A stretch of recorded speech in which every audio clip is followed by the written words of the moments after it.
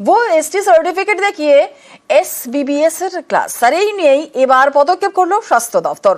Electronics কমপ্লেক্সে থানায় দায়ের করলো অভিযোগ। তবে ডায়মন্ড হারবার মেডিকেল কলেজের ঘটনা হওয়ায় সেখানকার পুলিশই তদন্ত করবে।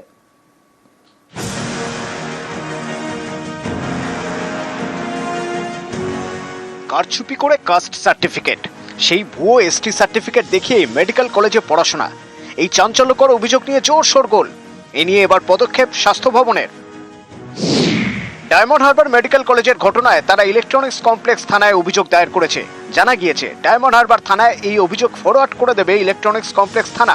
ডায়মন্ড হারবার থানায় তদন্ত করবে, যেহেতু অভিযুক্ত যুবক ডায়মন্ড হারবার মেডিকেল কলেজের পড়ুয়া, রাজারহাটের বাসিন্দা পরমব্রত রায়। তার বিরুদ্ধেই ভুয়ো এসটি সার্টিফিকেট দেখিয়ে এমবিবিএস এ ভর্তি হওয়ার অভিযোগ। এ নিয়ে শোরগোল শুরু হতেই তৎপর হয় স্বাস্থ্য ভবন। প্রাথমিকভাবে তারা মনে করে বিষয়টি নিয়ে গড়িমসি করেছে ডায়মন্ড হারবার মেডিকেল কলেজ কর্তৃপক্ষ। তাদের আবারও তদন্ত করার নির্দেশ দেওয়া হয়েছে। ভর্তির সময় কারা কাউন্সেলিং করেছেন, কারা সার্টিফিকেট যাচাই করেছেন, এই সব তথ্য সংগ্রহ করছে স্বাস্থ্য ভবন। স্বাস্থ্য দপ্তরের কোনো কর্মী জড়িত থাকতে পারেন বলেও তাদের সন্দেহ। এই ঘটনার জাল আরও গভীরে বলেই মনে করছে স্বাস্থ্য ভবন।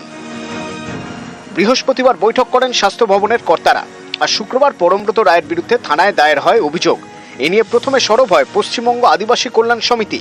তাদের অভিযোগের ভিত্তিতে তদন্ত শুরু করে অনগ্রসর শ্রেণী কল্যাণ দপ্তর। বসিরহাট জেলা পুলিশ এফআইআর করে। এবার ডাক্তারি পড়ুয়া পরমব্রতর বিরুদ্ধে অভিযোগ দায়ের স্বাস্থ্য দপ্তরের। নিউজ 18 বাংলা।